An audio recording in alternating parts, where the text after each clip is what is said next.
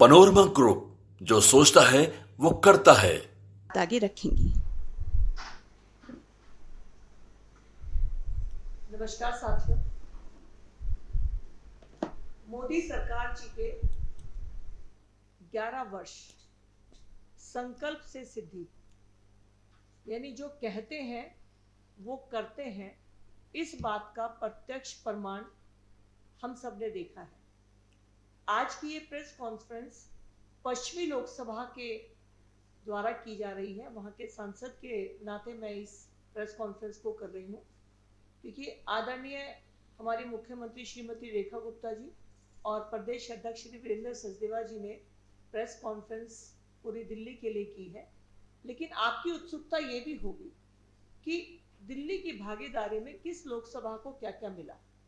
तो आज उसी प्रक्रिया में आज हम पश्चिमी लोकसभा की प्रेस कॉन्फ्रेंस कर रहे हैं और मेरे साथ यहाँ मंच पर मेरे दोनों साथी पश्चिमी जिला से जिलाध्यक्ष भाई चंद्रपाल बख्शी जी और नजफगढ़ जिला से हमारी बहन जिलाध्यक्ष बहन राज शर्मा जी के साथ हमारे दोनों जिलों के मीडिया प्रभारी पंकज जी नजफगढ़ से और अमरजीत जी वेस्ट से यहाँ पर हैं।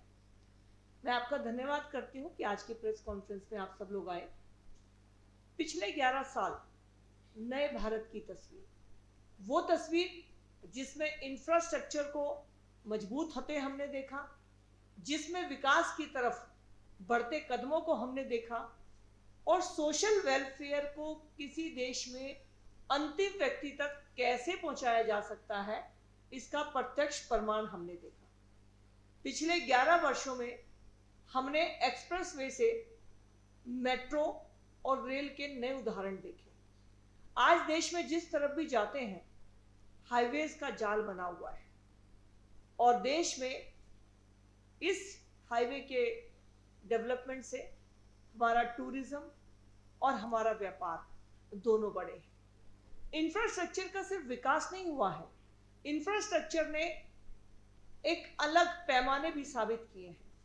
आज अटल टनल जो कि 10,000 से ज्यादा फीट पर है, विश्व की सबसे बड़ी टनल के रूप में रिकॉर्ड के अंदर है।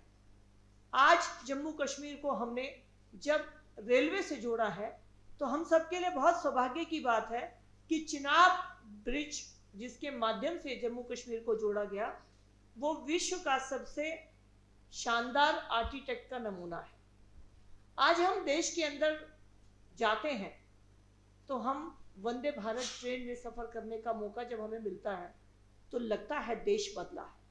आज देश के अंदर 142 वंदे भारत ट्रेन चल रही है। देश के अंदर 74 एयरपोर्ट होते थे 2014 तक, जिनकी संख्या बढ़कर 162 हो चुकी है। मेट्रो पहले 5 शहर के अंदर थी और आज 23 शहरों से इसका गिनती हम कर सकते हैं।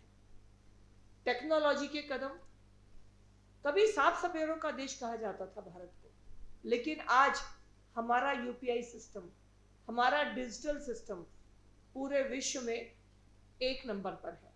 हम लोग इतनी बड़ी संख्या होने के नाते अपने डिजिटल पेमेंट के यूपीआई सिस्टम को विश्व में सबसे बेहतर साबित करने में कामयाब रहे हैं। आज देश ने भारत को चांद के साउथ पोल पर जाकर चंद्रयान स्थापित करते देखा है और भारत पहला देश बना है जो साउथ पोल पर पहुंचा है और चौथा देश बना है जो कि चांद पर पहुंचा है। कोविड एक ऐसा अवसर जब पूरा विश्व सोच नहीं पा रहा था क्या किया जाए, लेकिन विश्व की सबसे बड़ी आबादी वाले देश भारत ने कोविड प्रोग्राम को इस तरह से किया कि देश के हर नागरिक को कोविड वैक्सीन की 2-2 हमारी डोज मिली। लेकिन सिर्फ भारत को मुफ्त नहीं मिली, 100 से ज्यादा देशों को प्रधानमंत्री जी ने इन कोविड वैक्सीन को बिना कीमत लिए मुफ्त में दिया। और शायद इसी का हमें परिणाम देखने को मिला जब एक देश के राष्ट्रपति ने प्रधानमंत्री जी के एयरपोर्ट पर पैर छुए। ये इसलिए नहीं था कि देश हमारी ज्यादा जनसंख्या का है और उनका छोटा है, ये इसलिए था कि भारत के प्रति उनका सम्मान था। जम्मू कश्मीर, जितने भी बाबा साहब भीमराव अंबेडकर जी के बनाए संविधान के बाद जितने भी नियम बने, जितने भी नोटिफिकेशन आए, उन सब के अंदर लिखा होता था कि ये अधिनियम या ये रूल पूरे भारत में माना जाएगा, लेकिन ब्रैकेट में लिखा होता था सिवाय जम्मू कश्मीर के।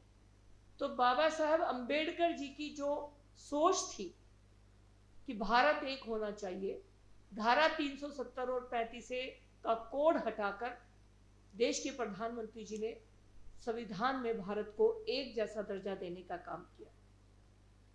हमारे देश की संस्कृति सदियों पुरानी है और इसीलिए विकास और विरासत दोनों साथ चले, ये प्रधानमंत्री जी और पूरी सरकार की कोशिश रही।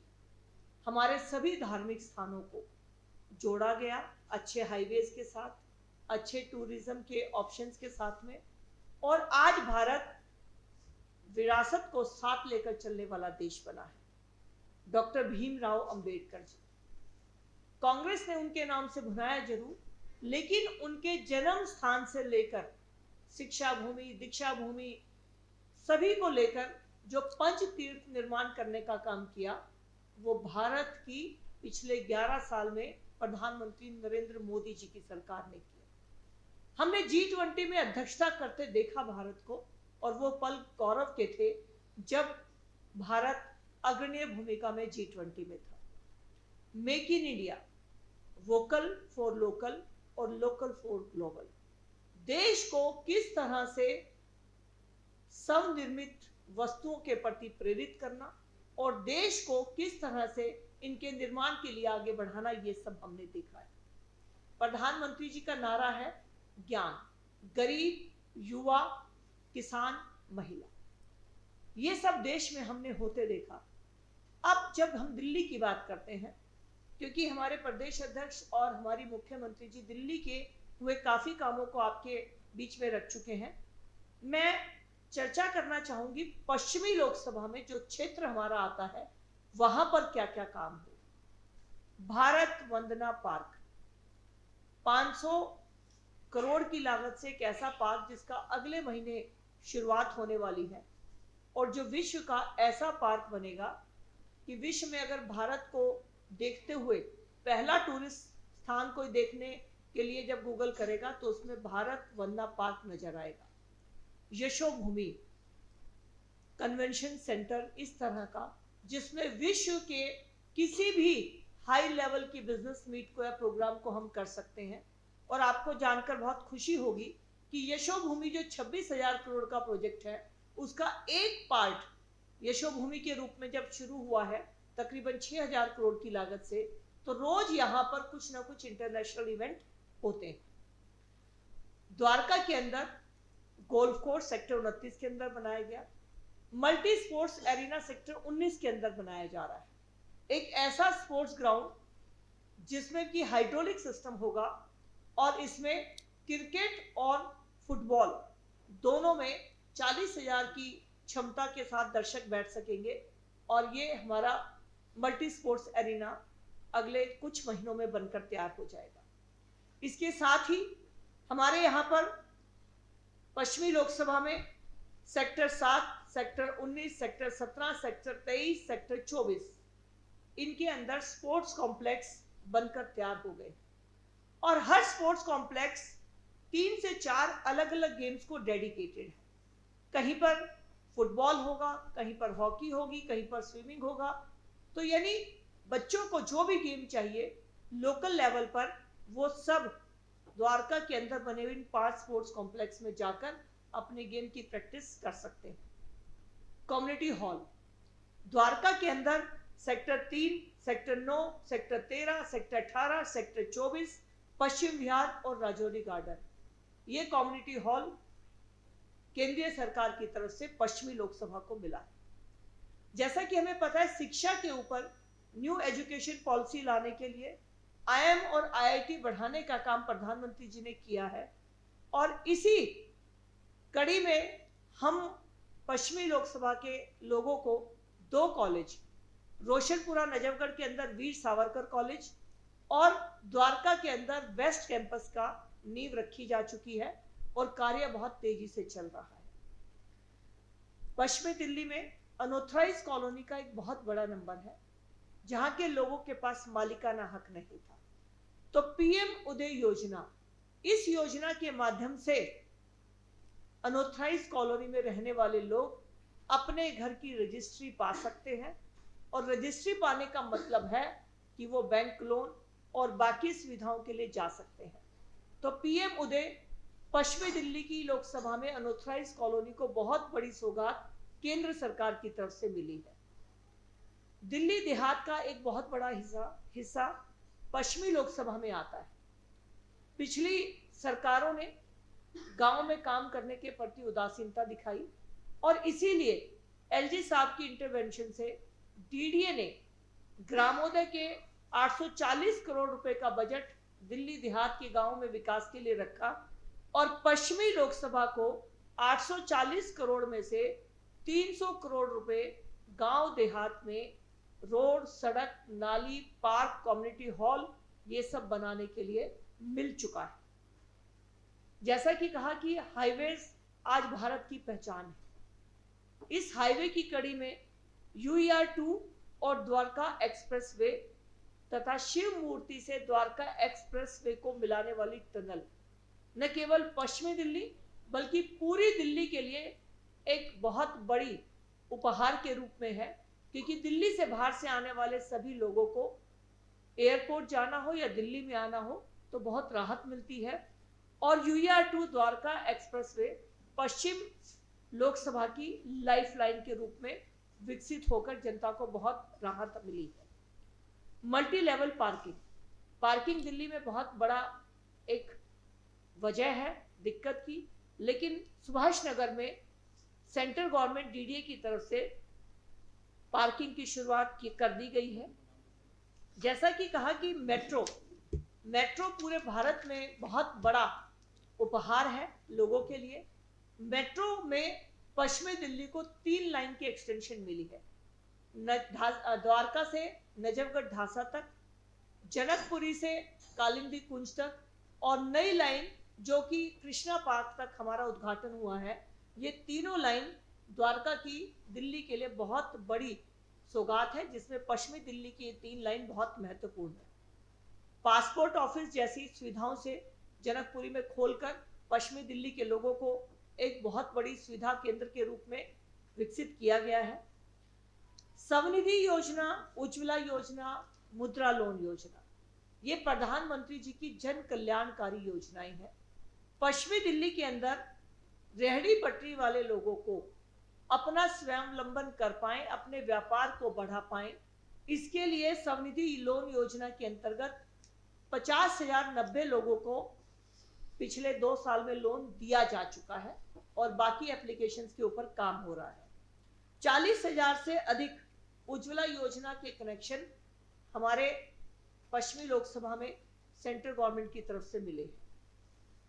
अब दिल्ली सरकार की 100 दिन की उपलब्धि, हमारे क्षेत्र के अंदर आयुष्मान कार्ड बनाने का काम, आयुष्मान वय वंदन योजना बहुत जोर शोर से चल रहा है और तकरीबन 22,000 से ज्यादा आयुष्मान कार्ड पश्चिमी लोकसभा में बांटे जा चुके हैं। जैसा कि हम सबको पता है, दिल्ली में पानी की कमी हमने पिछले सालों में बढ़ते हुए देखा है, क्योंकि पिछली सरकार का कोई ध्यान इस तरफ नहीं था। लेकिन दिल्ली सरकार ने बनते ही 3 कमांड, वाटर कमांड दिल्ली में बनाने के लिए 25 करोड़ की लागत उन्होंने सैंक्शन कर दी है और इन 3 प्लांट में से एक वाटर ट्रीटमेंट प्लांट नजफगढ़ के अंदर बन रहा है। इलेक्ट्रिक व्हीकल ये पूरी दिल्ली को मिले हैं और अभी नई बसेस का आने का क्रम जारी है। पश्चिमी दिल्ली को भी ये हमारी सौगात मिली है। द्वारका के अंदर डीडीए की तरफ से कमांड टैग सिटी 6 सेक्टर 24 में बनाया जा रहा है, जो कि अगले 2 से 3 महीने में डीडीए इसको शुरू कर देगी और इससे द्वारका और आसपास की कॉलोनियों को पानी की समस्या से बहुत राहत मिलेगी। इसके साथ ही हमारे द्वारका के अंदर और पश्चिमी दिल्ली के पार्कों के अंदर सभी पार्कों को अलग अलग थीम के ऊपर डेवलप किया गया है और डेवलप करने के साथ ही वहां पर जिम, झूले, इस तरह के सभी काम हो, इसको पूरी सरकार की तरफ से ध्यान दिया जा रहा है। अब मैं एक महिला सांसद हूं, तो मैं प्रधानमंत्री जी का धन्यवाद महिलाओं के प्रति उनके सोच और उनके कामों को भी जरूर उनका धन्यवाद करना चाहूंगी। बेटी बचाओ बेटी पढ़ाओ, हरियाणा में इस नारे के साथ में प्रधानमंत्री जी ने बेटियों की तरफ ध्यान दिलाने का समाज का काम किया। सेल्फी विद डॉटर अनेक अभियान किए और आज इसी कारण से भारत में बेटियों के नंबर बढ़ा है और सेक्स रेशियो में बहुत इंप्रूवमेंट हुई है। हम सब ने देखा कि एनडीए का पहला बैच बेटियों का भी कुछ दिन पहले पास आउट हुआ है। हमने ये भी देखा कि कर्तव्य पथ पर 26 जनवरी को लीड करते हुए हमें देश की बेटियां नजर आई। देश की बहनों के लिए आर्थिक सहयोग उनको किस तरह से मिले कि वो खुद को आत्मनिर्भर बना पाए, तो सेल्फ हेल्प ग्रुप, मुद्रा लोन, उज्ज्वला योजना, ड्रोन दीदी, लाडली योजना, ऐसी अनेक योजनाओं को शुरू किया गया।